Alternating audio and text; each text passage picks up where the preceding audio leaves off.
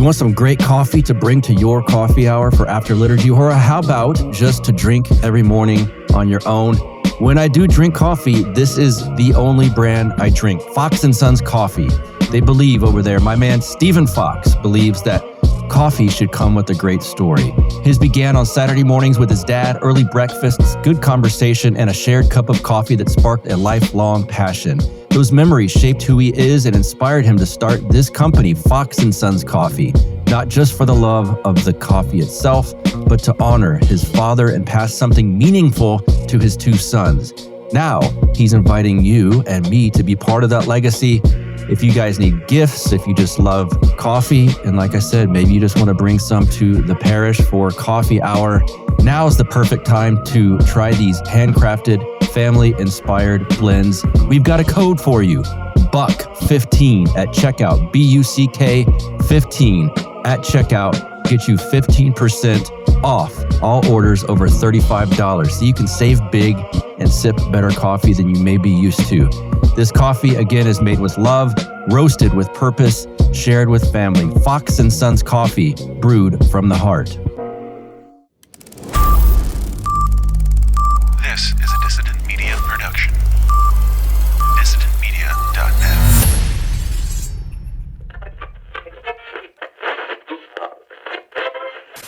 You're tuned into the Counterflow Podcast, home of dissident voices, unapproved opinions. But you gotta get ready. You ready?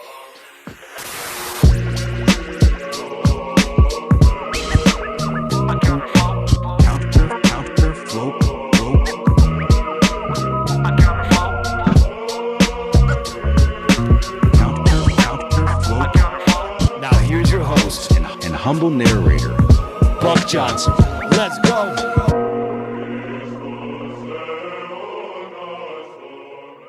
What's up, you guys? Welcome back once again to the Counterflow Podcast. As always, I am your host and humble narrator, Buck Johnson, coming to you out of Lockhart, Texas, the barbecue capital of the world. Hope you guys are doing well. This week, we've got, for the first time, Anthony of Westgate on the show. He runs the Reversion Substack. He's got quite the Twitter following going as well. Is it trendy? Is it silly? I don't know, but you might call him a Twitter personality. That seems so cliche these days, but he is one. He's got a good following on there, and that's where I learned about his Substack. So it is worthy indeed. He's got a few pieces. Let me tell you a couple of the names. Kabbalah and the Christian Zionist Conspiracy, Kabbalah and the Protestant Revolution. He's got a lot of great pieces over there. I have learned a lot by following it and reading it. We're going to talk about some themes and topics within the two titles I just read to you.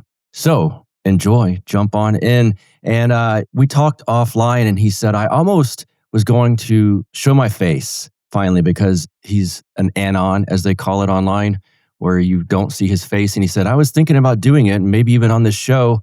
And then I got a death threat in my DMs. So I decided maybe not. Why would he get a death threat? Well, I guess some of these things are taboo or offensive to some people, although they should not be. We get into that a little bit here in the front of this interview. So without further ado, please welcome for the first time on the show, Anthony of Westgate. How are you doing, sir? Thank you, Buck. It's a pleasure to be here. I've been a fan of the podcast for a while, and it's just a real honor to be talking to you, especially considering some of the pretty influential names that you've had on here. So I'm really looking forward to this discussion. Me too. I appreciate it. I'm a fan of your work as well.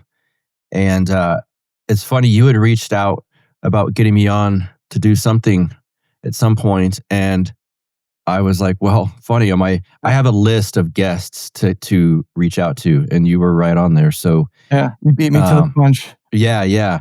Let's for people, I know a lot of my listeners are familiar with your work, your Substack and whatnot, but in case there's some that aren't, talk about who you are, the Substack, and we'll go from there.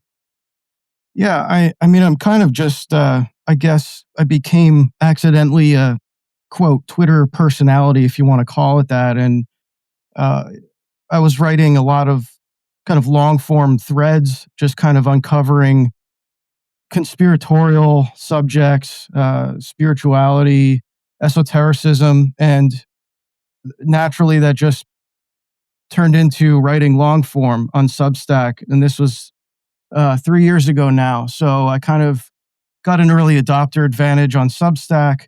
That took off. And, I've been writing on these subjects ever since, kind of trying to refine my work and, advance it to, I guess, more of a well-researched kind of effort instead of these, more like what you'd call schizo threads or something, just kind of schizo rambling. So, Yes. I've been doing a lot of research on the history and transmission of Western esotericism and how it relates to Western Christian thought in particular, Protestantism, and recently started kind of delving into how it infiltrated the Catholic Church as well. These subjects all kind of are very closely intertwined. And with what we're talking about today, I found that there's a root in it that stems from Kabbalah, which is Jewish mysticism, and kind of the outcome of it being the establishment of the Zionist state. And you're Orthodox, correct?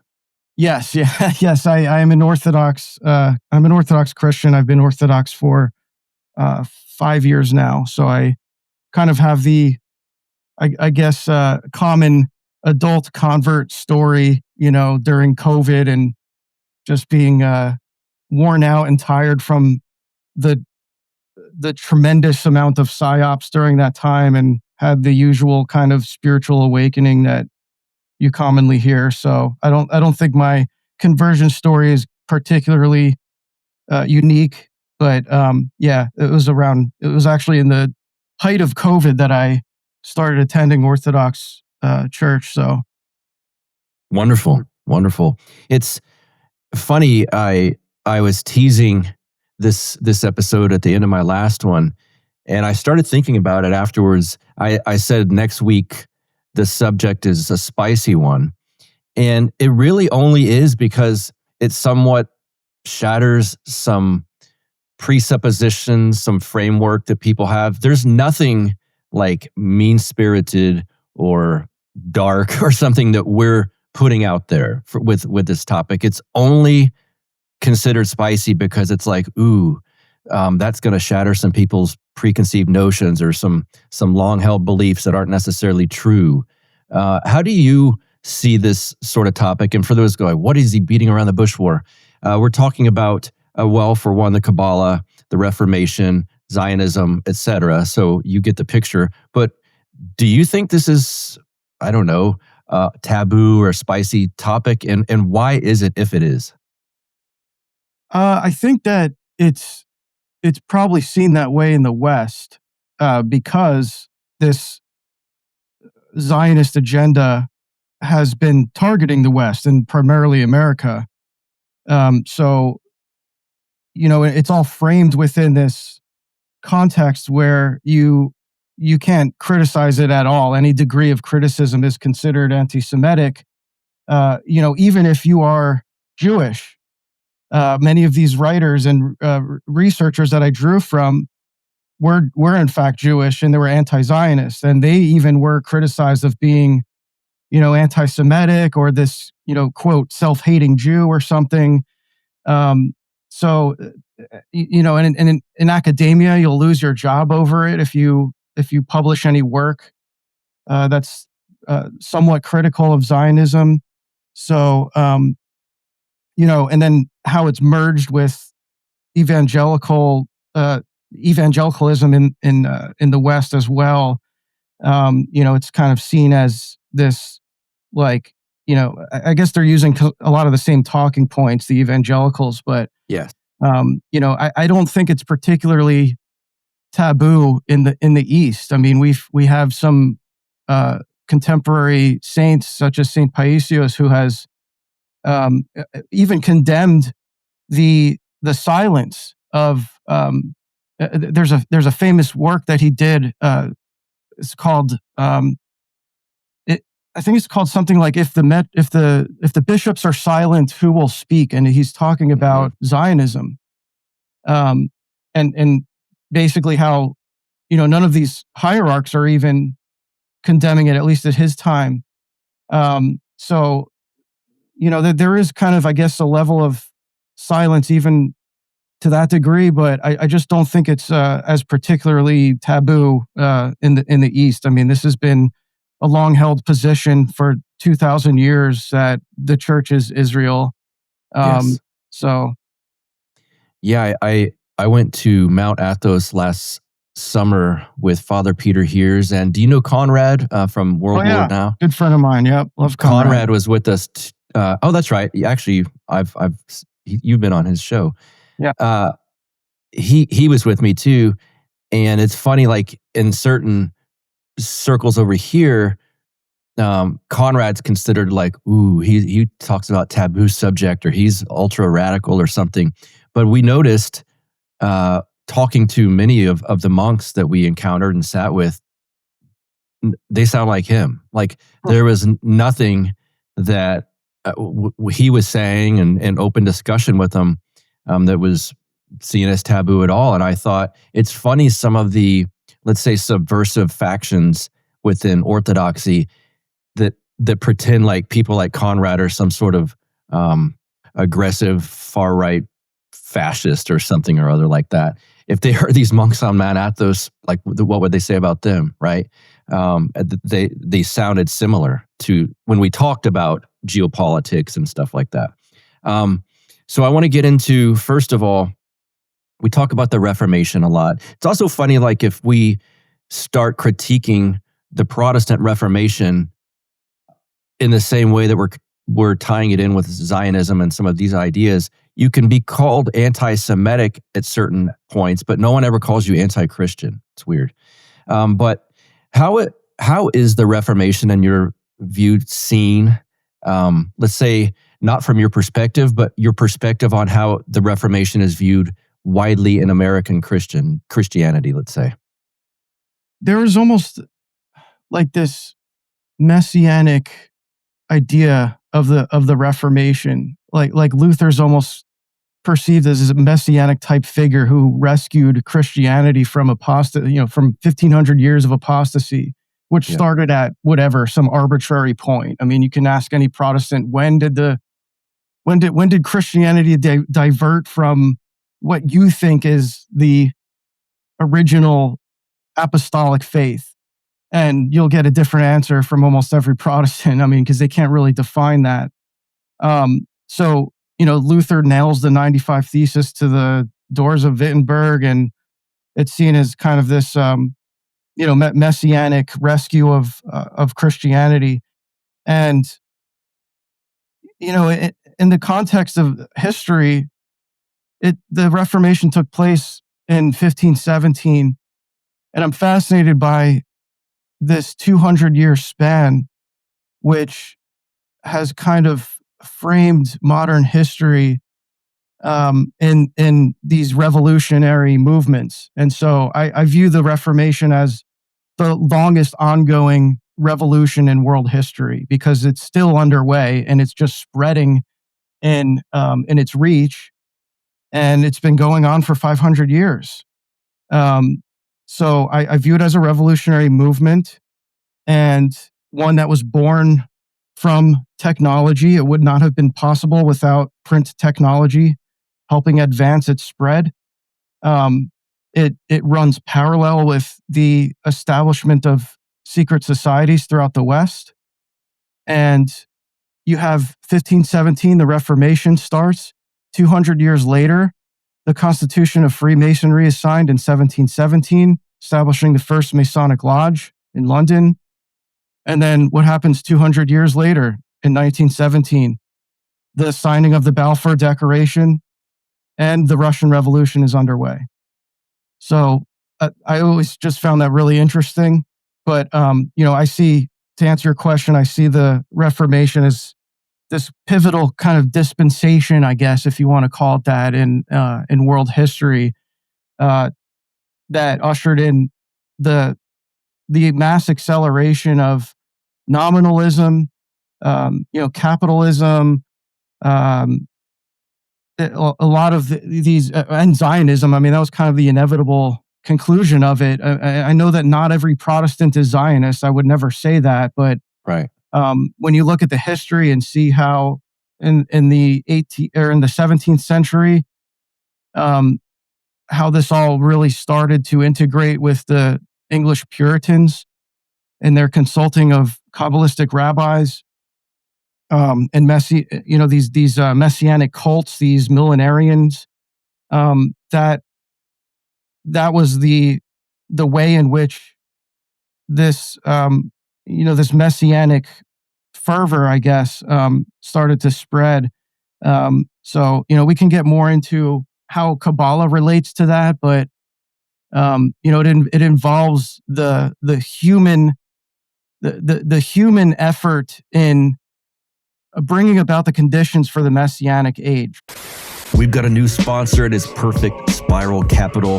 This is the infinity banking concept. Break free from the system. Perfect Spiral Capital helps you build wealth on your terms, outside of the control of the corporate banking cartel and the state-manipulated markets.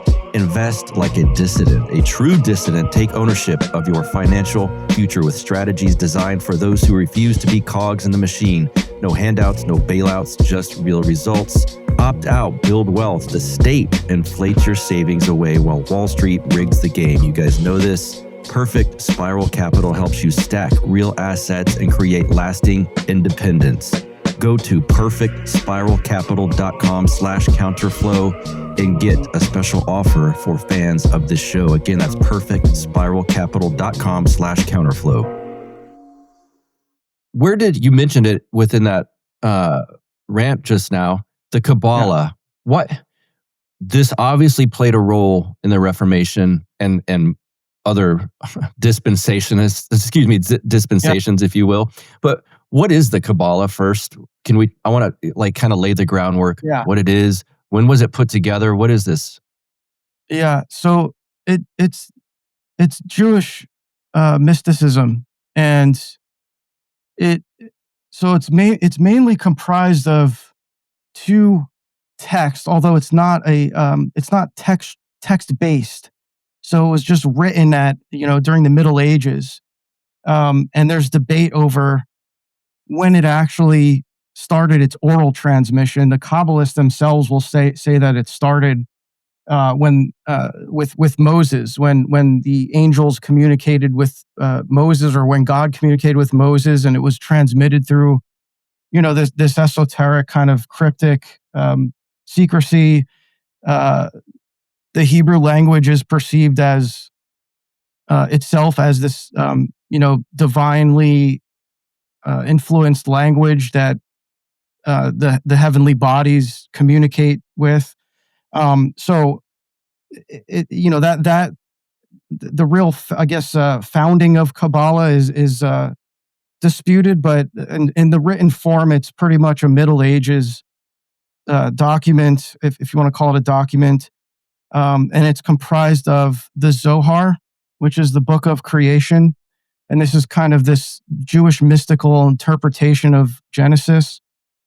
I got it the other way around. It's the Sefer Yetzirah is the commentary on creation. It's called the book of creation, and the Zohar is kind of like an extension of that. It's the book of wonder, I believe it's called. And so it's these two texts that combine, and this is the framework in which mystical Judaism understands the world itself. So this is how they perceive reality itself, down to the creation, the divine heavenly realm, and how it is manifest in the physical realm. And this is, I would say, inseparable from modern Judaism. When you're talking about, in the Middle Ages, and is sort of when we think it came about or whatever, and it was Jewish mysticism. To clarify, the Jews of the Bible, that's not the Jewish people we're talking about with the Kabbalah, correct? Correct. Yeah, Okay. it's a modern. So there's a distinction between modern and classical Judaism. Yes. And Can when you we're discuss talking, that?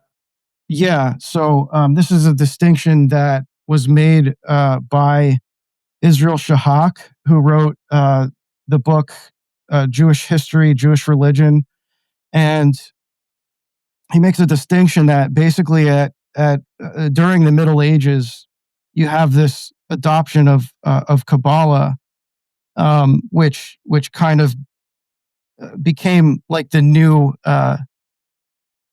form of Judaism, like this new mystical form of Judaism that kind of replaced the classical Judaism.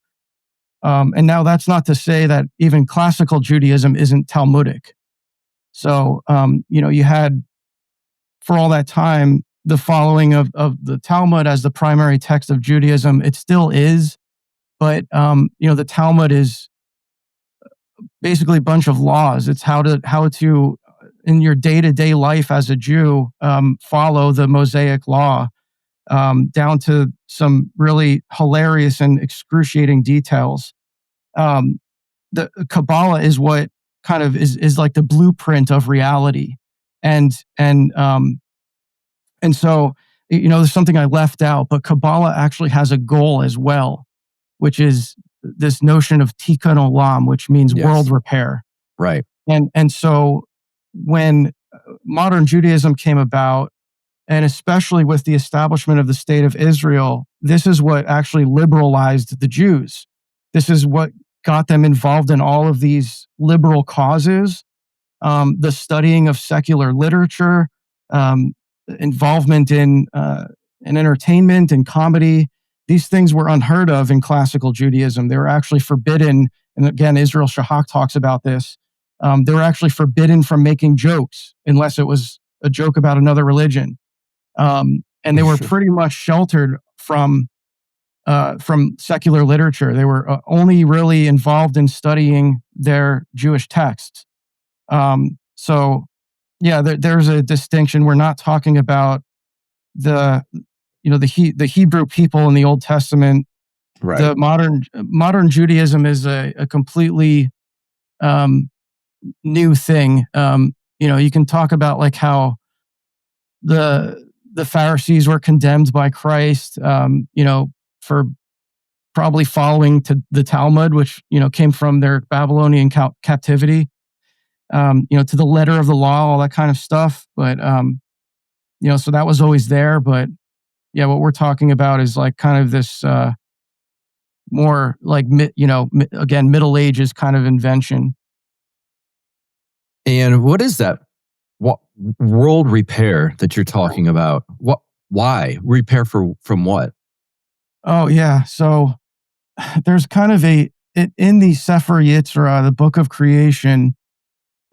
It's kind of, this is how like inverted Kabbalah is. Like it teaches that during the creation there was a shattering of all these vessels. So when God created the world and the light from God's creation permeated the material world, it shattered all of these like vessels. It's like kind of, again, this is all esoteric language. It would take a while to break down, but basically, like the way I interpret it is that it's almost like God didn't factor in this crucial thing where he essentially broke creation. So, like for the Kabbalists, it wasn't man that, like the fall of man was basically this kind of like error in creation. It wasn't due to man's fall. It wasn't due to Adam's sin. In fact, they believe that Adam was the one that expelled God from the garden. Yeah, and so this is what they aim to repair. Is so they believe it was basically God that shattered all these vessels, and it's man's job to restore the shattered vessels. This gets into this doctrine, which is one of the essential doctrines of Kabbalah, of what they call Shekinah, which is the manifestation. They believe it's the manifestation, like the physical manifestation of God's glory. So this is what This is how God was present in the tabernacle behind the Holy of Holies, and the Shekinah. This is what kind of ties into Zionism, because the Shekinah was what was expelled from the garden. So God's presence was expelled from the garden. There was this separation. It was exiled. And so this plays into their exile narrative. There's a spiritual aspect to this. And so they identify, and by the way, the Shekinah, they interpret it as the feminine half of God. Mm-hmm. So there's this ongoing effort of the Kabbalists, to restore this union with God through theurgic ritual, among many other things. But it depends which sect of Judaism you're talking about. The Reformed Jews, for example, are the ones who are more involved in progressive causes. They think that that's how they're going to restore the world. Yeah. There's a strong aspect of ecumenism with it. So, all right, I want to ask about how this influenced then the Reformation, and what part of the Kabbalah and this sect of Judaism did influence the reformers. So I want to be careful in how I frame this, because I don't think that there was this really obvious, strong influence of Kabbalah at least with the three primary reformers. There was, however, a strong Jewish influence, because all three reformers, they were heavily involved in translation work when they were writing the Bible, when they were writing it in their languages. And so to do that, they needed to consult rabbis to learn Hebrew. Those were the only people who knew Hebrew. And by doing that, there was this transmission of, whether it was firsthand or secondhand, this transmission of Kabbalistic influence just by sheer relation of the rabbis being Kabbalists.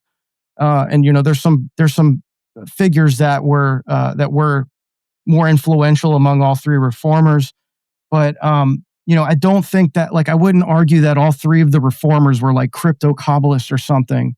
Right. I think that the more undeniable influence came later in the 17th century among the English Puritans, but that came as a result of just being kind of steeped in all this Hebraic studies, and again consulting these rabbis who, some of them like Rabbi Manasseh ben Israel, they were involved in the establishment of these secret societies. They were working with other Puritan ministers who were expressing strong sentiments and interest in Kabbalah. So, that didn't really come in an undeniable way until, I would say, about a century later. But, I think if you want to talk about esotericism, there was definitely an influence there, and especially in Germany, and particularly in Württemberg, which was this, at the time in the 16th century, a hotbed of esoteric studies. So there was a lot of, you had the strong presence of the Rosicrucians there. Yes. There was one of the primary kind of headquarters of the Rosicrucian order was in Germany, and you see for centuries these locations were basically remained hotbeds for the dissemination of esotericism in the West. What is the Hussite Revolution? Okay, yeah. So this was a proto-Reformation revolution. So Jan Hus led the Hussite Revolution. I didn't go into great detail on this in my articles, but so I haven't done extensive research on it. But there was a Hussite war.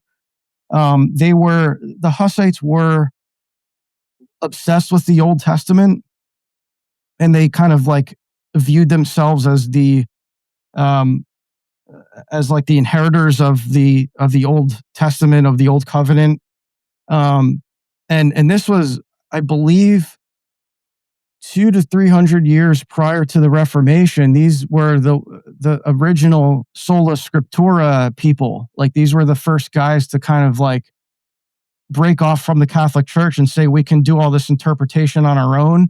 And Huss, by the way, was attributed in one of Luther's forwards, I believe, and I forget which commentary, but he had an influence on Luther. You had the John Wycliffe, I believe, was related to the Hussites. So a lot of the proto reformers were linked to the Hussites. And was there some sort of impact with this stuff we're talking about right now, starting the concept of sola fide, faith alone? So there was a source that I found in my research that, and this is directly from Luther, where he attributes sola fide to true Kabbalah. And this was in his commentary to the Galatians. I did have a discussion with some Lutherans who were very well versed in the history, and I've revised some of my research on this, but I think it's still there. Like, the fact that it's still there and he's referring to Kabbalah, at the very least, it is an indicator that there was an understanding of what that even means. He's writing to other Christians and he's talking about true Kabbalah as sola fide being true Kabbalah. Now, you could read that and say, well, that's a direct, that's a smoking gun right there, that he's just attributing it to this Jewish mystical idea. You could also say that it was a reference to this notion that which was understood in the Renaissance, where this stuff all emerged, that Kabbalah was the way in which the Bible is to be interpreted. So this is how the Renaissance, what they were called Christian Kabbalists, were understanding the use of Kabbalah, the syncretization of Kabbalah with Christianity, was that this was the only proper lens to interpret the Bible in. So Luther could have been saying something like, "This is how you truly understand the Bible, not through the Kabbalah." But I still think the point stands that the fact that he was referencing it shows how big of an influence there was in Christian theology. Yeah, you mentioned earlier that you could ask various Protestants and hear different answers about when did apostolic succession die off, and there's always this concept of just a long dark period of time, and then boom, Luther comes along. And was there a feeling of the men of the reformers of going back to what was, or do you think it was destroying what was and creating something new, a mix of both of those things? Because I know there was some iconoclasm involved in this stuff too. Can you talk about that? Yeah, I think it was both. I mean, in order to kind of go back to what they thought was apostolic Christianity, it involved the destruction of the old order, as historians call it, the old order. I don't know that the Protestant reformers would have called it that. And so that involved the destruction of the ransacking of these Catholic churches. To be fair, it was primarily Calvin and Zwingli's revolutions that were very staunchly iconoclastic. Okay.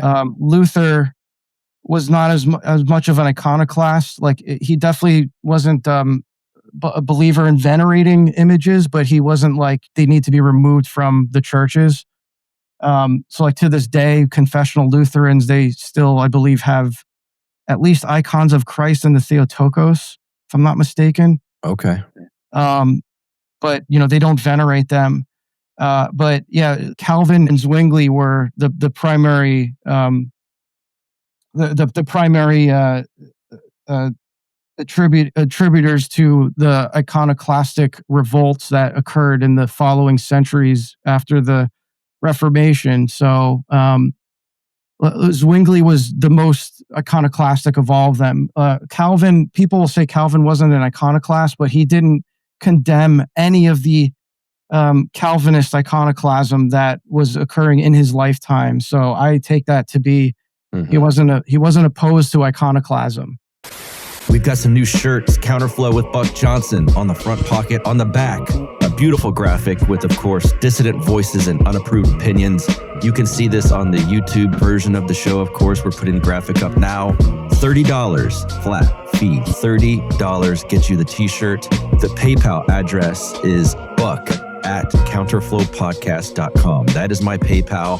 You can send $30 that method. Send me your address and the size you want. We have sizes small through 2XL. Again, sizes small through 2XL. Go to PayPal, $30 buck@counterflowpodcast.com. Give me your address in there and the t-shirt will be yours. And I want to ask too about, this is fascinating because it might feel like it's jumping around, but there's like a lineage through here. Kabbalah's influence on the founding fathers.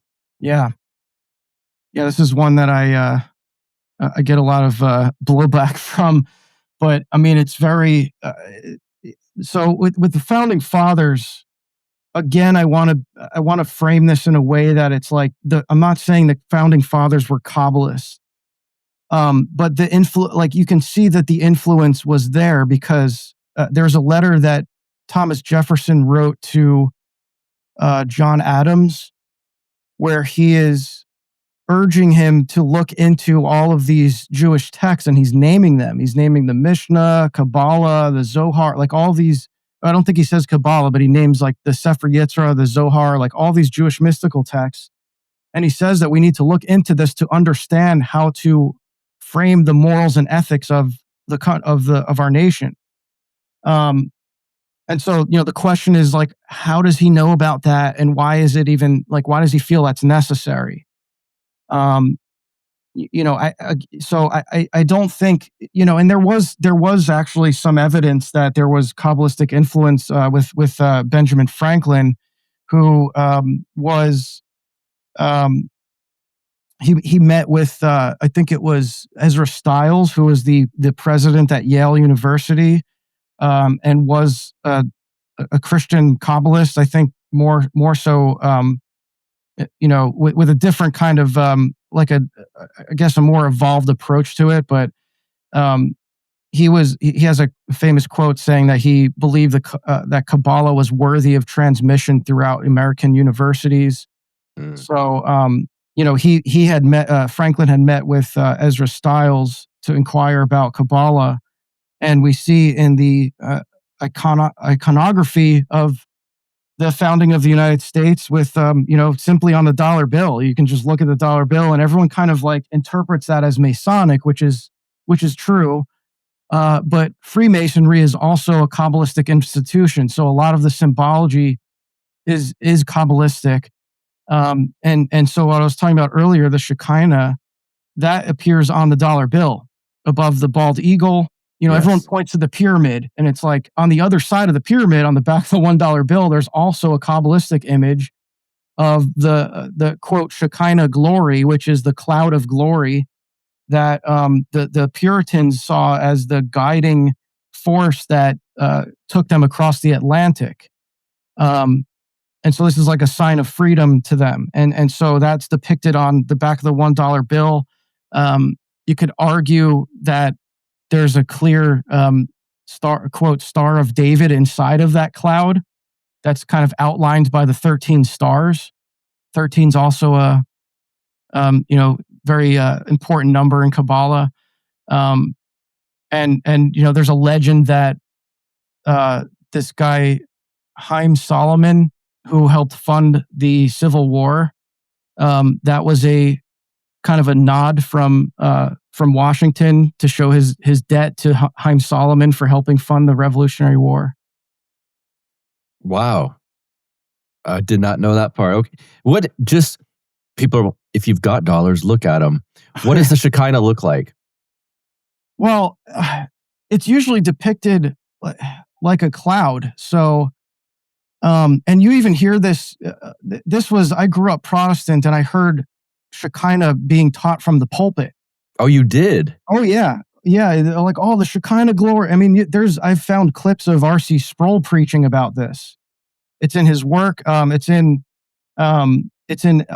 John MacArthur has referenced. It's in the MacArthur Study Bible. I actually did a search on this. It appears 19 times in the MacArthher Study Bible. In footnotes? Yeah, I think that's in my footnotes. Yeah, and it was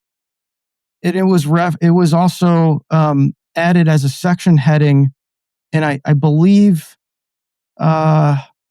First Chronicles in the New American Standard Translation. It says the Shekinah glory. So this word Shekinah, it doesn't appear anywhere in the Old Testament Hebrew. It's purely a Jewish mystical concept. I'm looking up. I wonder if I could search Shekinah John Hagee. I'm suspecting. Oh, I know for a fact he talks about it. Yeah. Okay. I know for a fact he does. But I mean, I use that as kind of like evidence to show. It's like my question is basically like, okay, if you want to doubt all of this history, you want to say that I'm kind of crafting this narrative that isn't there. Why is it that these preachers who are still alive today, these highly influential evangelical preachers, still use this term? And again, I'm not saying that means they study Kabbalah. I think actually they probably have no idea that it's Kabbalistic for the most part. The thing is that the presence of this doctrine is still there in Protestant or in evangelical theology. Yeah, but to answer your question, it's usually depicted as a cloud, because it's perceived to be you'll hear even the evangelicals will say this. It's the manifestation of God's glory. So it's like it appeared as a cloud above the ark when the Hebrews were traveling around with the ark. So they kind of perceive it to be like the manifestation of God's glory. And I'm not even saying that this is like a false teaching, but the fact that it's like attributed to this Kabbalistic concept is pretty sus. Yeah, and it's even if the preachers don't know specifically where it comes from or that it's Kabbalah-esque in nature, that just shows you how woven into the fabric of what they're doing this stuff is really. And how does this lead to, in your opinion, Zionism, basically? Well, in Kabbalah, again, Shekinah is very closely tied to like the Jewish identity of exile. And how human effort can restore this divine union of God that God Himself kind of or that I guess that humans expelled from man expelled from the garden, whatever. And so probably a pretty shocking example of this can be seen in modern Judaism.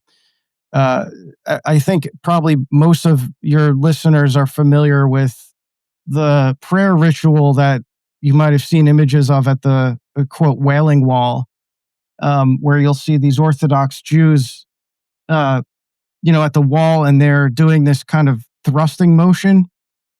This is a literal sexual theurgy that occurs to restore Shekinah, because Shekinah is the feminine half of God.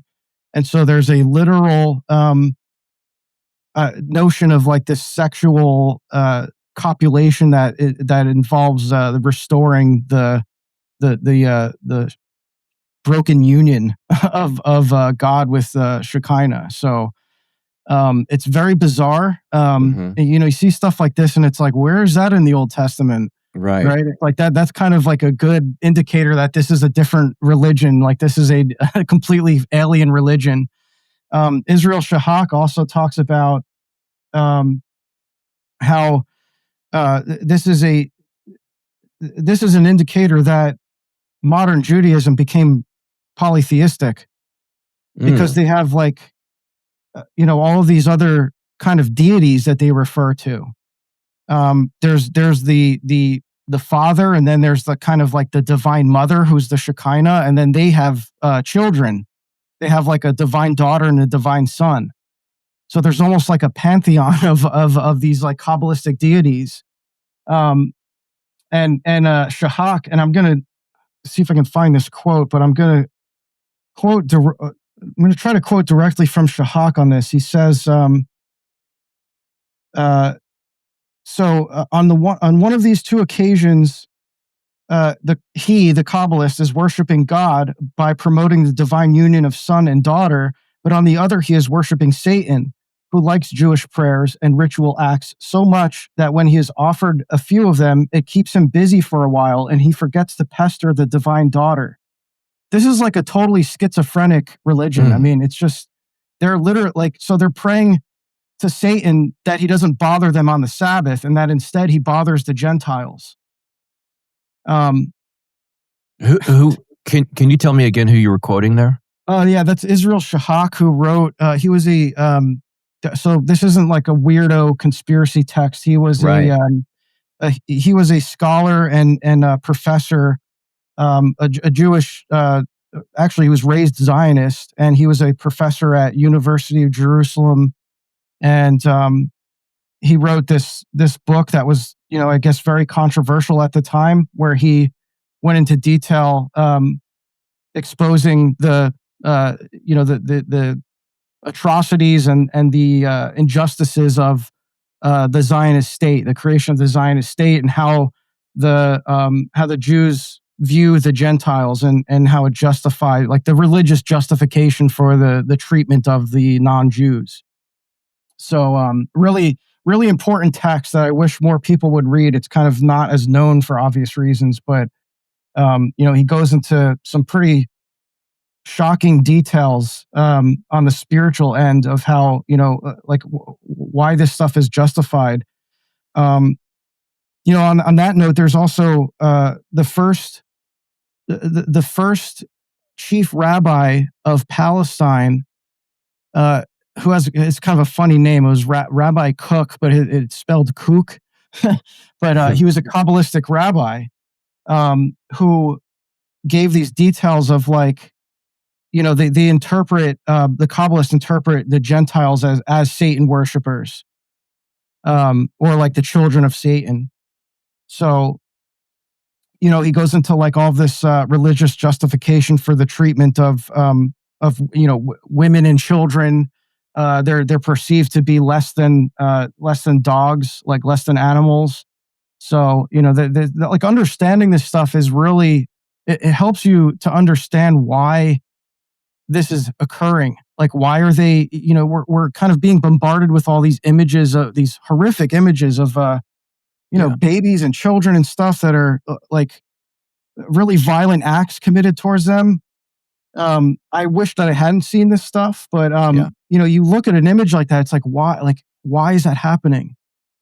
And a lot of people, they don't have an answer for that. They just think like, oh, well, they hate us or something, but it's actually like, they think that this is their duty. Israel was founded upon this violence. It was founded on terrorism. It happened in the first 3 months of the founding of the Zionist state. There was horrific acts of terrorism that were being committed on the Palestinians. And I don't even want to go into detail on the stuff they were doing. It was just horrific. And this was all funded with even at that time, even in the 1940s, this was funded with U.S. money. So sorry, I got in a little bit of like a tangent there, but yeah, it was great. That's exactly where I was going with this. Why was it funded with U.S. money? Might we ask? Yeah, well, so the whole creation of the Zionist state, and then this is another text that I just recently read called Against Our Better Judgment, which is incredibly well researched. There was actually more footnotes in this book than there is primary text. There's like almost 100 pages of footnotes. Incredibly well researched piece on the hidden history of how the U.S. was essential in the creation of Israel. And the whole operation was founded in deceit, conspiracy, blackmail, propaganda. It's just incredible. It was through the education system, through the media, through entertainment. It was a huge operation, and it's still ongoing, obviously. But there's references in here to Truman, how Truman was saying that the most immense pressure that he ever experienced in his presidency was the pressure from the Israel lobby. And this is, again, this is Truman. Like, this is not a new thing. This was from the onset of the creation of Israel. This was occurring. And so, it was all these organizations that were just funneling money. It's the same as what you see today. It's just all through lies, deceit, propaganda. And, again, this isn't a conspiracy. You can read this all in the history. It's very well researched. And it's from primary sources, and it's quote. You can see the quotes from these figures themselves talking about this. This isn't speculative. Why was this? Why though? Why? Like, there's no other nation that's that small that's putting forth this much influence and power over an empire. Us. Why? Why is this? I think, well, first of all, because of the geopolitical force that is the United States, and then also because of the evangelical population as well. So, like, a lot of people don't know this, but they'll say, most people will know that, like, oh, the Scofield Bible was like the big thing that kind of started all this, and actually the Scofield Bible is kind of more of like the nail in the coffin. That kind of helped to garner support from U.S. evangelicals. And Darby didn't really have much to do with it in the U.S. He was more influential in the U.K., but not in the U.S. So Americans were kind of the last. American evangelicals were kind of the last to sign on to this, and that's why the Scofield Bible was, became pretty important. But it was the whole reason why the Scofield Bible was necessary. Which was, again, because there wasn't a lot of, like, it wasn't a popular idea in the U.S. But the Zionists saw the U.S. like the U.S. as a stronghold, as a Zionist stronghold that they had to capture. So, you see, again, some of the language in these figures I mentioned, this Rabbi Kook or whatever earlier, and there's a quote from him where he said, he says, let me see if I can find this here. Okay, so Abraham Kook, the first Ashkenazi chief rabbi of British Mandatory Palestine, studied the Kabbalah and Hegelian philosophy. Hegel, by the way, was also very influenced by Kabbalah, concluding that God had used all of history to divinely conspire to return the Jews to Palestine, and that he had used even the actions of pagans in apparent opposition and persecution of the Jews to do so. The fundamentalist sect Gush Enunim, led by the son of Rabbi Kook, vigorously pushed for messianic redemptionist interpretation of the settlement of new territories acquired by Israel in the Six-Day War, which it believed had been divinely granted and therefore could not be surrendered. And then there's a later quote from him where he says, that it would not have been possible. The creation, and David Ben-Gurion, the first prime minister of Israel, also said this, that the creation of the Zionist state would not have been possible without American support. So, for probably multiple reasons that I'm oversimplifying, there was a tremendous need for this to be a popular idea among Americans to gain support. When you were Protestant and attending Protestant church on a regular basis, was it preached to you, or did you believe that it was biblical that the modern state of Israel was founded? Yeah, you're taught that, and it depends, I guess, which denomination you are, but I think this is, at this point, become pretty much almost a dogma of evangelical theology, at least. But you're taught that that this is a fulfillment of prophecy, and so it's all geographical. It's not that the church is Israel. It's that it's actually the land and the borders that define Israel, which itself is kind of a ridiculous idea, because even the Zionists, and Shahak talks about this, he actually lays out the understanding of what defines those borders, and like the more extreme views is that it even extends into Egypt. Mm-hmm. So they have even a much broader scope of what those borders even are. Gaza is certainly part of it. So it's like, it's not even what we know as that kind of strip of modern Israel. But yeah, I mean, you're taught that this is a fulfillment of prophecy, and it's a necessary and pivotal role in the establishment of the bringing about of the Messianic age. So, you're taught that, like, oh, when Jesus returns, his feet are literally going to touch the Mount of Olives. Maybe that's true, but like, there's this great importance on the land itself and how important that land is, and not just the land, but who occupies the land. So this is the even more important part. This is what justifies the Jewish takeover of Palestine, is that they have the right to they have the rights to that land, because there's like a really subversive teaching in modern evangelicalism that there's this like dual covenant, that the Jews still are part of the old covenant, and God is like basically honoring that they are in this covenant. This actually came from the founder of the Jehovah's Witnesses.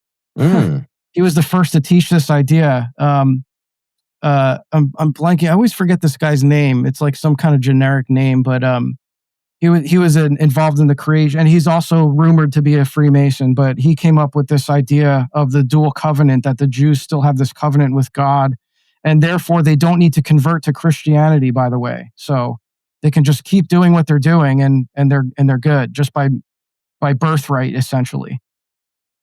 This is specifically and strictly anti-biblical, I would say. Yeah. And it's interesting, you hear it pushed by groups of people that say, I only believe what the Bible says.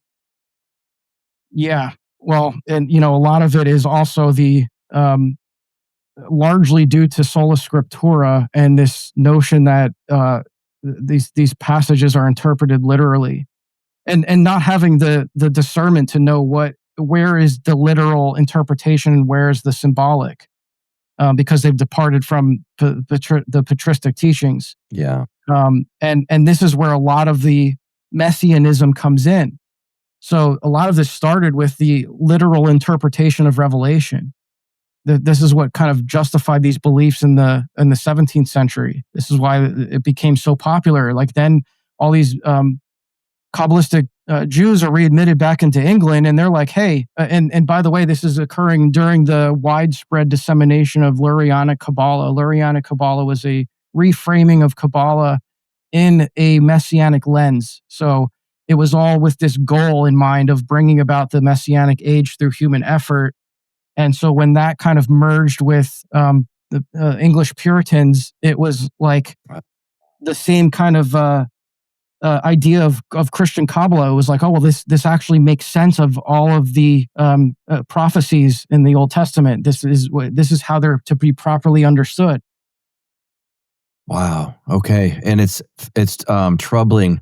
Like we mentioned, prior to the Reformation, many people that would fall into what you're discussing right now would look at apostolic succession and say, no, it died off. There's just this big dark age for a long time. And what those people said doesn't mean anything. But look at this new thing I've learned. It's bizarre, that's how it worked. Have you seen, well, let me ask you this, through your work and your Substack, do you get pushback from Protestants or evangelicals? Do you get some that go, oh my goodness, thank you for showing me this, I didn't know this? What's sort of the reaction types that you get?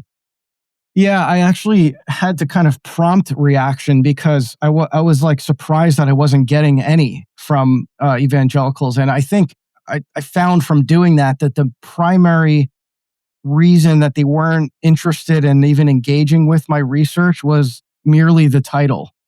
Like the proposition itself was like, the way I titled it was like Kabbalah and the Protestant Revolution. And so you see that word Kabbalah and they just check out. Okay. They're like, that seems like schizo nonsense. I'm not going to even bother reading it. That was kind of the main response I got. And so I noticed that and I started like prompting on Substack. I was like, I'm a little disappointed that I didn't get like any honest like feedback from Protestants on this.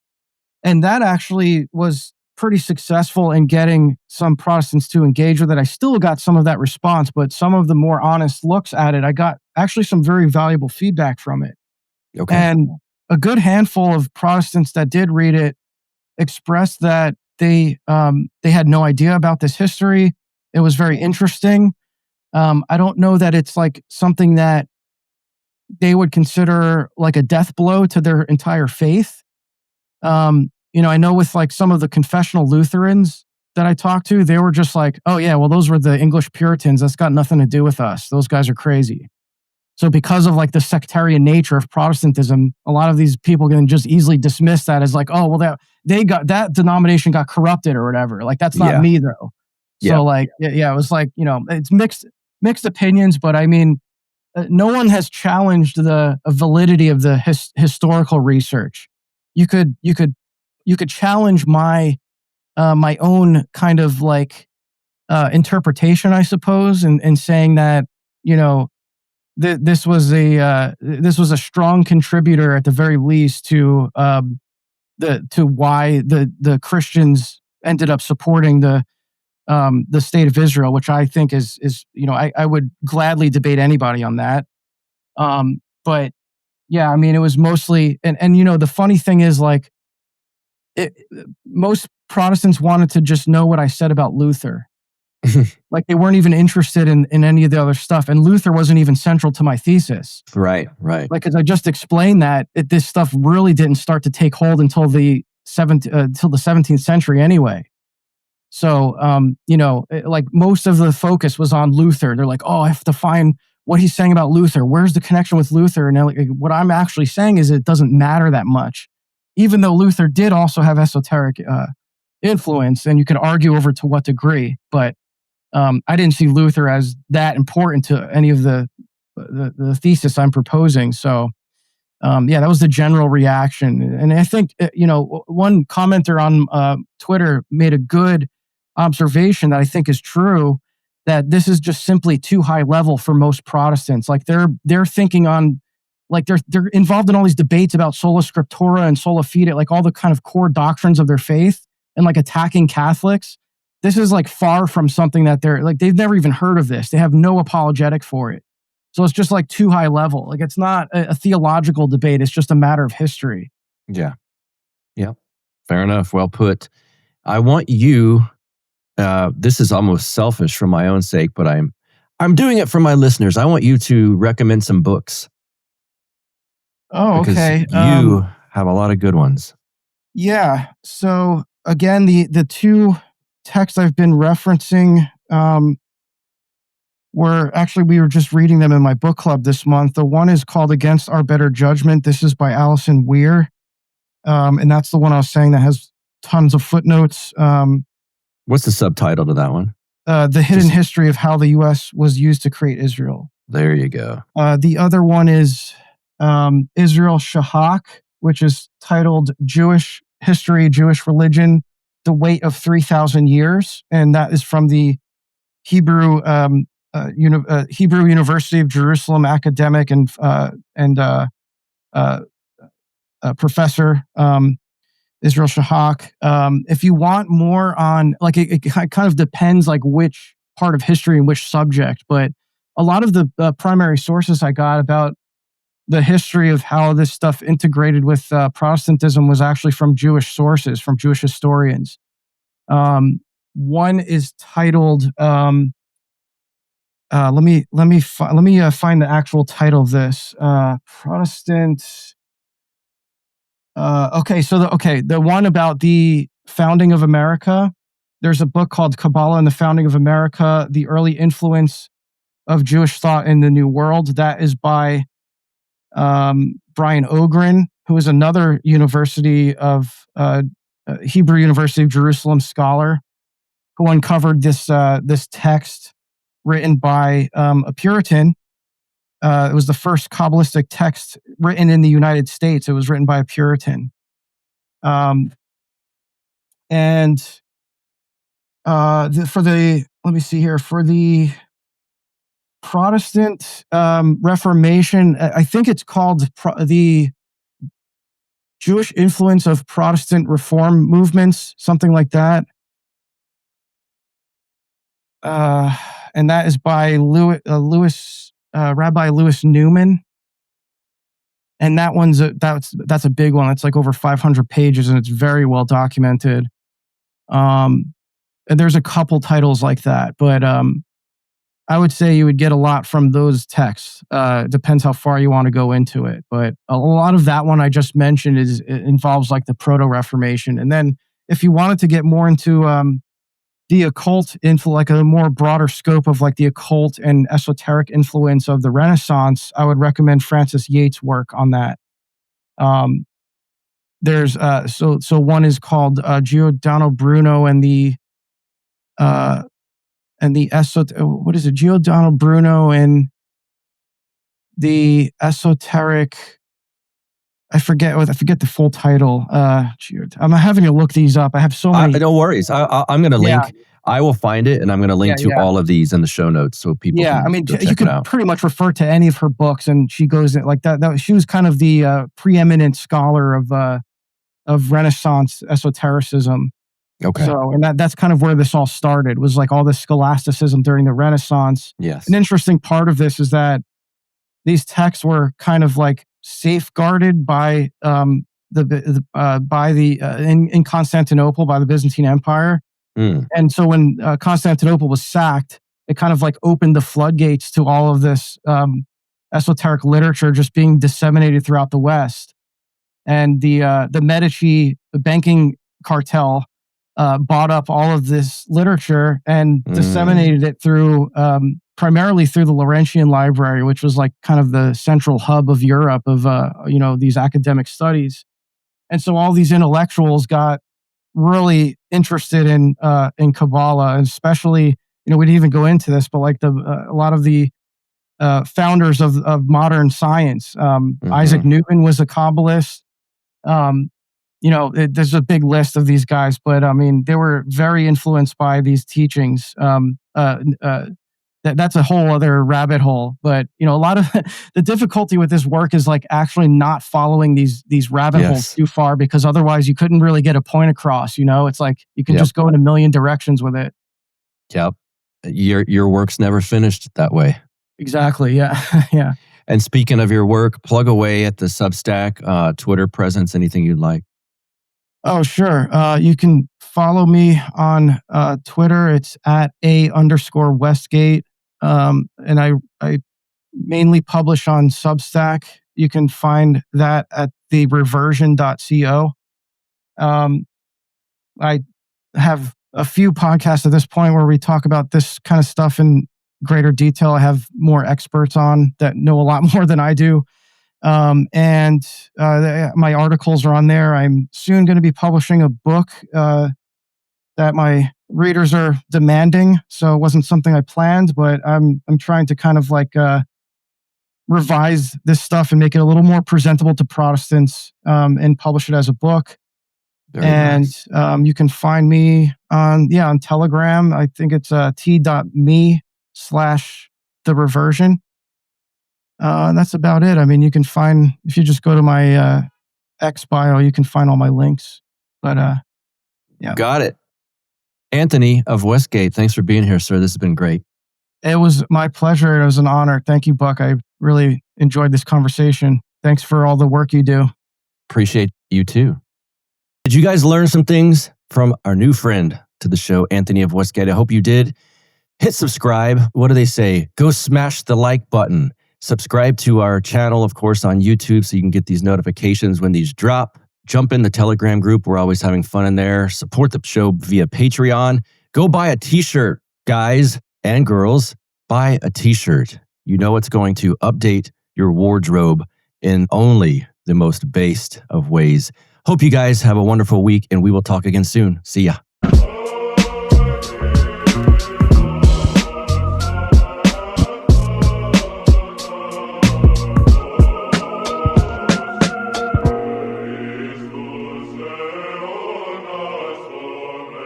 Like the sound of the Counterflow Podcast? Our audio production is provided by Podsworth Media. Check them out at podsworth.com. This has been a Dissident Media production. DissidentMedia.net